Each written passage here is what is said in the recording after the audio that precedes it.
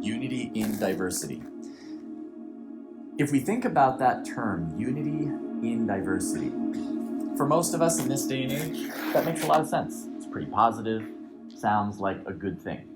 If you think about those two words, though, it's actually a little bit of an oxymoron, because if you were to take unity and you were to take unity to its extreme, unity which is about sameness, unity which is about togetherness, unity which is about what is keeping it together, if taken to its extreme expression, can become conformity, where we're all unified around something, we're all like together in something, we're all doing this. It can become a box that then becomes conformity that then gets focused or overemphasized around one particular perspective, and it's easy for it to go there if we're not cognizant of it. Diversity, on the other hand, is about all the things that are different. Diversity is about this and that and what's unique and all of these things, and diversity is also great.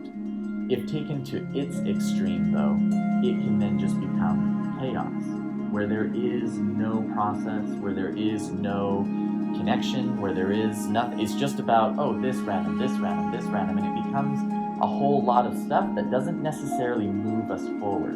And so we look at those two and bring them to their to the middle where they can integrate effectively, and we're looking at how do we bring together all of the unique and diverse practices that we can then get the greatest outcome from and create a focus and a purpose of movement forward, and always being able to toggle back and forth between those two things. A really easy, that's sort of an ethereal perspective, but if we were to just ground that in what does that look like in fitness, like in physical training, just look at the tools that we use. We use a whole bunch of different kinds of tools, but we use them as a means to create this to be more complete, to have better awareness, better connection, and the ability to integrate with anything at any given time. So we can look at, if I work with the barbell and I'm doing overhead pressing with the barbell, but I'm having a hard time getting up because I've got some shoulder stuff going on, maybe continuing to do it in that configuration isn't allowing me to connect with my body in a different way and start attending to whatever the weak links are.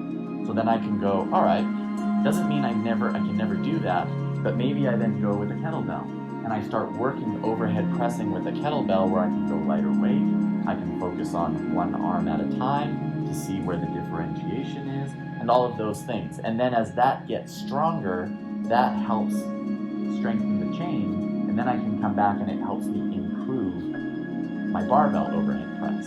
So it's not about doing one tool or the other, it's about how can we use the different tools to better integrate this so that I can engage with any of them, depending on what my goals are, depending on what the context is.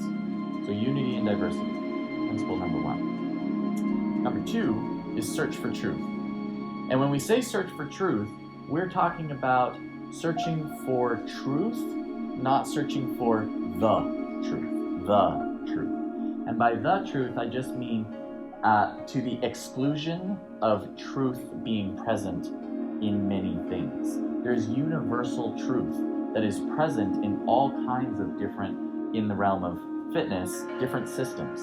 You can have a system over here and you can have a system over here too, and they can seem on the surface like two polarizing opposites that when they talk with each other, the debate and the argument revolves around why theirs is better and why theirs doesn't work. So they're trying to define what they're doing as the truth, as opposed to search for truth.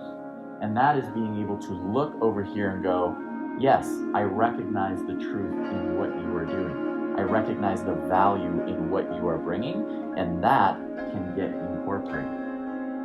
Yeah, even though it seems like it's opposite on the surface, I can see the kernels of universal truth in that. I can now see the value of that, and I can integrate that perspective. So search for truth is very important in terms of going, okay, what out of all the things that are out there, what are those principles that do feed into how we train, how we coach, and can be beneficial for people. And so it's figuring out what to use. So if I go back to unity and diversity, unity and diversity is what we use. Search for truth is how we use it. And so being open, we're not the end point. We want to be a springboard for you to continue learning and being able to take in any education from whatever source that you get, and hopefully provide a perspective that allows you to continue to bring it together and integrate it in a way that works for, these guys. But then when I step back and I've got these folks, I may need to adjust how I do it, what I use, because the context is different. So it makes you a stronger coach. If you have a hammer, everything looks like a No. yeah. We're not here to make you a hammer. We're here to give you the tool belt. You can put the hammer, the screwdriver, the drill, all the things, the measuring tape, all the things. So, unity and diversity, search for truth.